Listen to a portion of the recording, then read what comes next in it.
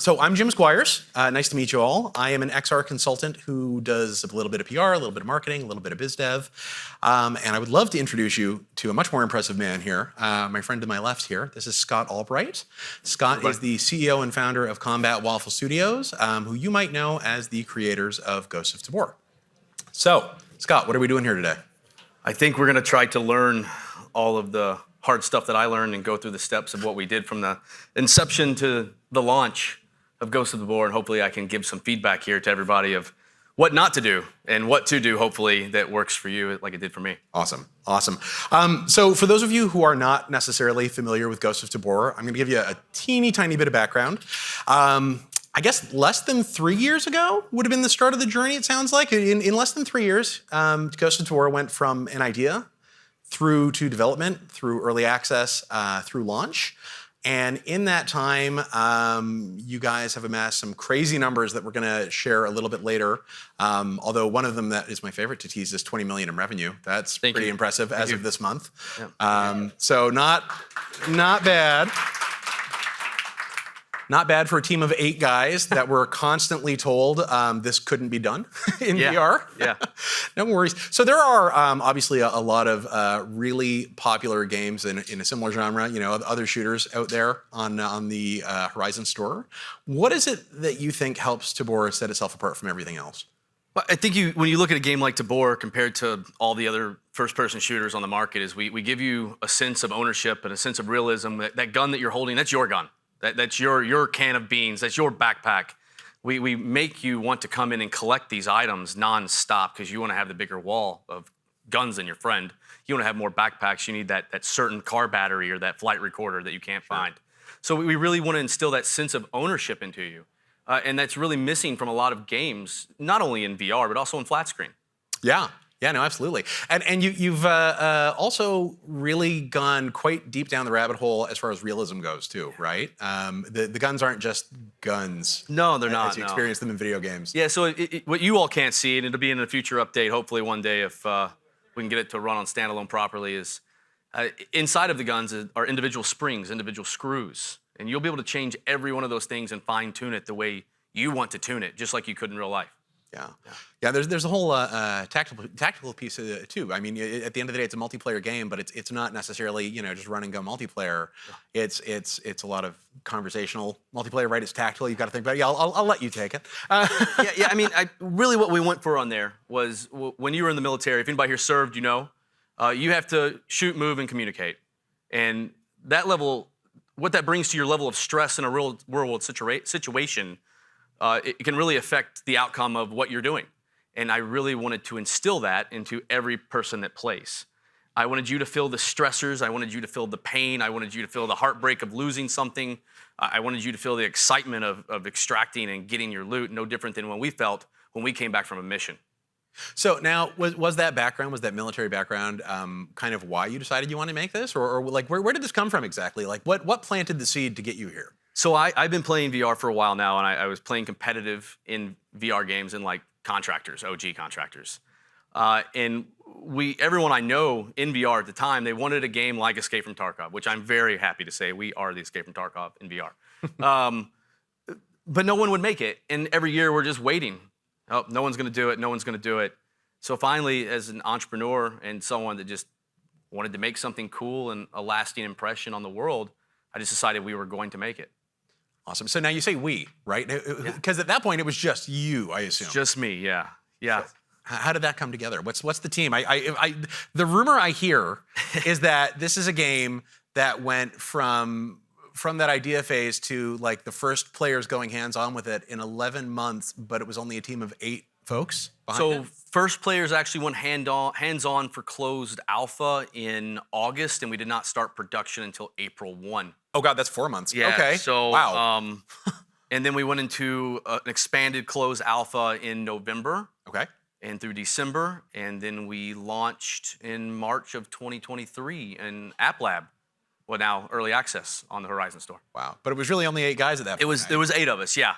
Okay. Yeah, so there was 8 of us. Yeah. How did you find these? Like, were they all? Did you basically whole stock find a VR team and say, go make this with me, or? No, it was really weird. So we had such a like our CTO, Jonas Infish, if you know him in Discord, he was a software dev in just Denmark.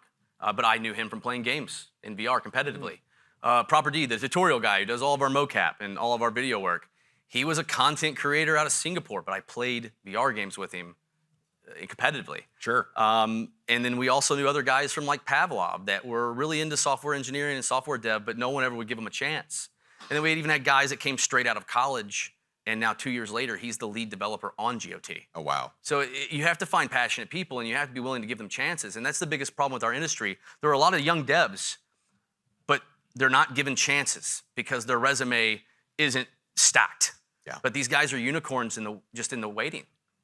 Yeah, and it's kind of, I mean, I think we all probably talk about this a lot, but we're still at that really interesting phase in this industry where, like, there are so many folks who haven't had experience developing for VR. So, folks fresh out of college might actually be in some ways the best folks to work with, right? Like they haven't developed the bad habits of working outside of VR. They can kind of take the knowledge they have and apply it immediately. They're not disenfranchised. Yes. They're hungry. Yes. That's what you need. If you're hungry and you want to make something that's amazing, like I wanted to do with Tabor, then you have to find people that are just as hungry as you are. Sure. They have to have that same passion, that same drive, because we were working 7 days a week, 16 hours a day. It was nonstop for 11 months. We burnt out and just kept working. And if we didn't, then it wouldn't have worked out this way, I don't believe.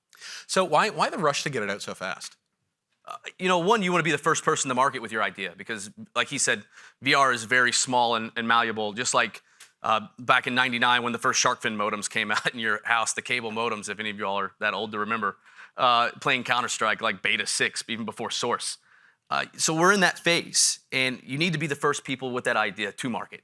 But the other factor really was just we had 1 year of funding. But luckily at the end of it, we had a great partner in Beyond Frames that came through as our publisher. Oh, awesome. And they made sure that we didn't have to proceed with the decision that we had made of taking a month with no pay. The entire team of 8 agreed, we'll go 1 month, no pay, back pay whenever the first checks come through, whatever they may be. Sure.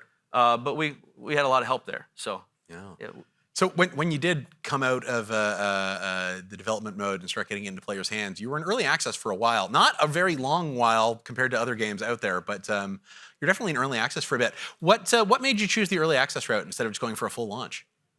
Oh man, really the biggest, there's so much we want to do with Tabor, and we knew we couldn't do it in a year. We knew we couldn't do it in 2 years. I probably can't do it in 3 years. Sure. But early access is just the greatest way to get beta testers. I mean, really, let's think about it. Every player that plays Tabor, they're a beta tester in a certain way. And I know that I can look around and I see a ton of people in this room that I know that play Tabor. And you all are great testers, thank you. Because you're helping us shape the future of Tabor. You have since day one, since you came in to closed alpha, and every day at bug reports and feedback we get from our community, they're still shaping the future of this game, which has another 2 to 3 years possibly in development in the oven. Like we're nowhere near done with this game. So we have to have that connection with our community because we need as many testers as we can get to test these issues. Are you taking that same approach with the other games you have in development right now? Absolutely. Yeah, it would be dumb not to. It's a winning formula, in my opinion. Awesome. Especially with Horizon Store now having the early access tag, and you're able to be found now. We were having to do so much just on social media, on TikTok and Shorts and stories, just to be found to the people that played our game in early access on App Lab. It was really, we were having to drive our own train, but thankfully, Meta has given a lot more people the ease of use of being found now. Sure. Right, compared to when we had it, and even games like Gorilla Tag, we followed them really closely on how they did what they did. They were the leaders of this whole thing. I was in a panel with Karistel last year, and I think I said it then too. He really paved the way for games like me and the other games to follow. Yeah, no, for sure. And it really is interesting that pivot away from App Lab to the early access tag. I agree. Discoverability-wise, that's really handy. So thinking out loud here, you sort of discussed as part of that early access phase. Sorry, my apologies. You discussed the timeline, right? 1 year, 2 year, 3 year. It's going to take a while to get the game to where you want it to be. It seems like a lot of games nowadays, I suppose, it's almost like it's being built publicly. It's being built with an audience as opposed to being baked and then served. Obviously, there are probably some missteps that happen along the way. You try some things, they don't necessarily click. One of the things that I know the community often is curious about is Island of Tabor. Yeah, the theoretically very, very large map, but maybe not quite as large. But can you tell us a bit about what happened there? Yeah, I mean, really, you look at one guy who started on the island in November of 2022, and we launched on App Lab in March of 2023. Island was made in about 3 months by time you had seen what we came out on App Lab with. Okay. It was double the size. There's a whole other side of Island that you all just can't see, and it's massive and it's beautiful. And one day we're hoping to release it. One day. Sure. That's a big focus of our next new year is we're actually going to revisit our current maps and polish and expand and bring more life to those. And Island is a big one for me. It was a map of my idea, and it was just a lot. We learned a lot from that. We realized we had to cut it in half. We were running out of time. We were having draw call issues. We were having too many unique items. We having not putting enough materials together on in the engine. Like it was just a lot. It was just so many. Like one building had like 50 materials. Like because we made it in 3 months, we're like, what are we doing? Yeah. So we really had to take a step back and redefine how we made games in the speed that we were making them. Yeah. And it's heavily influenced Grim and Silent North. Heavily influenced. Oh, interesting. Okay. And just for the record, for those of you who don't know, those are the next 2 titles they're working on right now. In the same way that Ghost of Tabor is a little bit like Escape. Oh my God, I've lost the words. Escape from Tarkov. Thank you. In VR, we have Silent North is DayZ. Fair enough. And Grim. Rust. Okay, so if you enjoy a good shooter, we've got some more stuff coming, which is very and an exciting. unannounced title that I'm not going to talk about. Oh, I wish you would. I'm curious. I'll ask you later. Cool, sounds good. So I would really like to dive into something that is right in the title of this talk, which is community. Community is a huge, huge part of what you guys do. I will say, and we'll definitely get into this a bit. I feel like your relationship with community is more than a business tick box being checked. That is not a knock to other developers, but I just feel like community is something that they need to do, whereas it seems like such a vital ingredient in the recipe that brought this together. So I'm going to finally switch to that kind of KPI slide here, talk about some of these big numbers that you have, because I definitely find them very, very interesting. So in terms of community, and we can go through a lot of these numbers as we chat, but the thing that really blew my mind here, so you guys have hit almost 1 million players. You're at 835,000 players to date, which is incredible. But of that, if we go over and we look at the bottom left-hand corner, your Discord has 113,000 people in it. That's outdated. Is it? Oh my God, what is it now? It's at 114 now. Okay, fair enough. 114,000, yeah. Yeah. Well done. So since the slide was made earlier this week. Okay, that's amazing. So when you look at it, that's like 1 in 8 of all players ever are in your Discord. Yeah. I will be honest with you, I am not a community management dude. I'm gonna bet somebody in the room is. Is that as crazy a statistic as I think it is? Yeah? Okay, fair enough. Yeah, that's 1 in 8 is a huge number, to me at least. So how do you get there? What are you doing to keep these folks this engaged and really sticking around on all your platforms, right? Out of headset, they're still engaging with you guys. You want honesty? Yes. Or you want the political answer? I don't know. Do we want this to live on Meta's website forever? Or, Listen, I grew up in the days of Call of Duty, early online, and kids these days are just the same as they were then. And you have to remember that you also played those games. You were that kid when you were that age that they're playing your game, and you have to find a way to connect with them. I personally, as a CEO that has a team of 52 people, find myself in that Discord multiple times a week, always talking to my players, connecting with them just as people, telling them if you're having problems, reach out to me. I'll talk to you one-on-one in a voice chat. You can DM me anytime. Here's my email.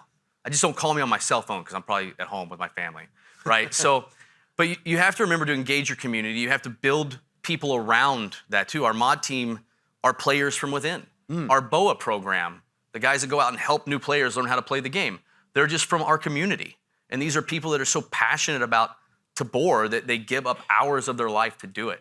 Wow. And now we compensate them in certain manners with like in-game currency and stuff like that. So they have, their time is well spent. But you have to be able to connect with your players even when you're busy in board meetings all day, or you're busy with your publisher all day, or you're talking to your publisher in Meta. Well, after that, I'm gonna go say hi to my community for 5 minutes. You have to do that. If you disconnect from the people that play your game, you don't know what kind of game to make. And that's the issue I see every single day with developers in the space. Yeah. No, absolutely. Well, speaking of those players, we talked about what they're doing out of headset. in headset, I look at this number and it feels like a typo. 120-minute player engagement. That can't be per session. That's got to be a month, right? No, that's every day. Yeah. Each player Okay. every day is doing about 120 minutes on average per player. Wow. And then around wipe, it is much higher than that. Okay. So this was actually taken for September. So it was post-wipe a couple months. Okay. Around wipe, it is much higher than this because you actually see people that have been playing since we came out on App Lab reactivate. We can see that in our backend. We can see those accounts reactivate, and they come back to wipe, and they grind as hard as they can to max out everything again, and then they go dormant till next wipe. Wow. But it's the same way in Tarkov. If we really replicated what Escape from Tarkov did in Flat, and that's exactly what happens there. As an OG alpha Tarkov player, at wipe, I go back to Tarkov to this day, and then I disappear after I get Kappa again, and you won't hear from me. So it's just the cycle. Okay. So I'm going to be that tough dad who you bring home the report card that's like 95, and I'm like, what happened to the other 5%? Yeah. Why only 120 minutes? Why aren't folks sticking around longer, do you That's think? as long as their batteries last.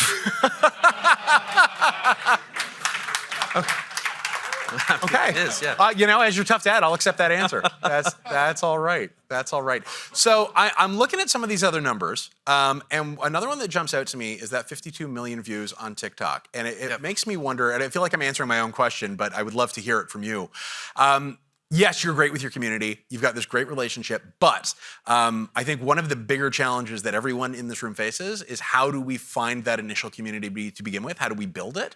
I'm assuming things went pretty well socially for you if we're seeing those numbers, but how did you find those original players? How did you start this? I mean, we knew our identity from the start. Again, we were Escape from Tarkov in VR. So we took what we as Tarkov players loved in Tarkov, and we recreated those in the way that you could do them in VR, and it felt really, really good in VR. And we just started targeting Tarkov players on TikTok. And eventually, our social media guys are intelligent enough, probably some of the smartest guys I know, they got the TikTok algorithm to grab hold. Oh, wow. It's never let go. Like, we've had it since we've got it. We've never slumped. Sure. Actually, we did once because we stopped posting for about a month due to something going on with one of their family members. Oh, sure. But it re-engaged immediately the first day we posted Wow. again.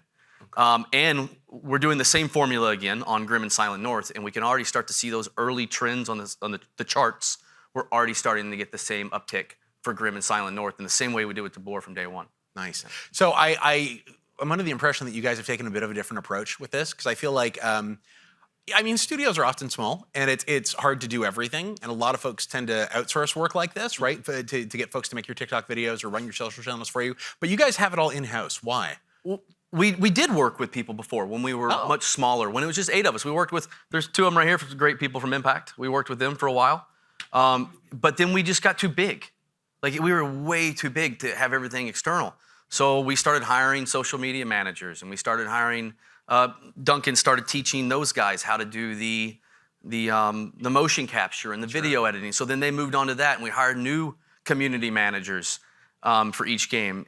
You just get to a certain size where you need to be able to act quickly and efficiently, and having them in-house is the easiest way to do it. Having an in-house guy can change whether people know about your game or don't know about your game. And I've seen games launch with not even a Twitter. Oh, wow. And that blows my mind. I know this, I'm probably supposed to say this later, but I'm gonna say it now. If you don't have interest in your game right now, delay it until you get interest in your game. Because then you're just gonna, why doesn't someone wanna play my game? What did you do to bring them to you? Yeah. Get a media guy. I'm telling you, it will change your world. Wow. That's awesome. So that's how you found your community. Again, community is such a big part of this, but your team, in general, across the board, it seems like, is involved with your community. But specifically, I'm really curious, how does your QA team have an involvement with community? Because from what I understand, it seems like they're not just doing the standard sort of QA job. No, it's really weird. So we watch YouTube videos, we watch Twitches, we look for bugs when people are playing and encountering them. I think I'm on Twitch almost every night donating subs to streamers that are playing our game. Like 10 and 25 gifted sub packs all the time. Oh, wow. I do that multiple times a week, and I watch, and I look for bugs, and I record. Even it comes back to like something we just encountered, which was really dark, but one of our QA guys that just passed, we found on his computer up until the moment before he passed at midnight. He was on a Saturday night at midnight, and he was watching streams, clipping videos and emailing them to his work email saying, check this on Monday. Yeah. Like, it really comes back to the same thing. Yeah, I get their QA guys, but they loved what they worked on. Yeah. Tabor is life at our studio. That is what the motto, Tabor is life. And if it's not, it's a skill issue. So make it your life. So we really just surrounded, like, every person at that studio really believes in the games that they're working on. Yeah. And it's trickled down. It's also in Grimm. It's in Silent North. And it's just something I took from the military. And we were able to make it work with civilians somehow. I don't know how, but they adapted. I love it. And they embraced it. Yeah. And as crazy as it sounds, 7 days a week at 16-hour days, if you're passionate and you've got guys that believe in it when you do, they're going to do it with you right beside you. But you got to lead from the front and be boots on the ground with them. That's awesome. So one of the things I assume your team has to deal with, given that you guys are a competitive online game, which we all know can be a real challenge to both play and run, how do you guys handle cheating? Because I'm sure that would really Great slide. Oh, heck, look at that. There we go. So we even have an answer to that on the slides. I love it. How do you handle cheating? So we were using EAC, and just so all of you know, my experience with EAC for my entire life of gaming is garbage. Sorry, EAC? Easy anti-cheat. It's bad. It's not good. Don't use it. Do not use it. Go for something like BattleEye. Better yet, in 2025, we've decided that while we're using BattleEye now, on the back end, we have an entire security team, and we have been developing our own anti-cheat called Tomahawk. It's kernel level. And we are running Tomahawk right beside BattleEye, and we catch all the same cheaters that BattleEye catches, and at the same time, we catch more.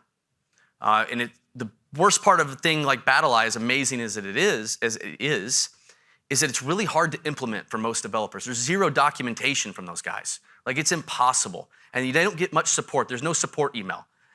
So when we spent months implementing BattleEye, we decided we don't want to go through this with Tomahawk. So we've made really super SDK plugins for Unreal and Unity to work with Tomahawk. And then on top of it, we've talked to other people in the industry that I know are fighting cheaters like crazy, like Triangle Factory, who puts up a fight every single day. And we're going to form a virtual reality integrity coalition. Oh, wow. And where that goes to is all games that join the integrity coalition is if they get banned in Tabor, then on your back end of that, the VRIC, you're going to get a notice, this person was banned in Tabor for cheating or doxing or griefing or harassment. Do you want to ban them in your game? And you're going to be able to prevent that person from ever invading your community and spreading that toxicity. VR's too small. Thank you. Thank you. We're too small to let it in. And the moment it gets in and it takes a foothold, we were in a meeting earlier today, it will ruin VR faster than it could ever ruin PC, flat screen games. So now that's an interesting thought. So the VRIC is, I think that speaks to a bigger thing that everyone in this room would agree with, is that we're in an industry that is stronger when we're together, right? When we come together and we can accomplish things together, it's as we're all still kind of feeling our way through a lot of new problems as they come up, being able to solve them collectively is super great. So with that in mind, you've made Tomahawk for your own games. Why isn't it for everybody? It will be. It will be. In 2025, we're actually going to do a push out to the public.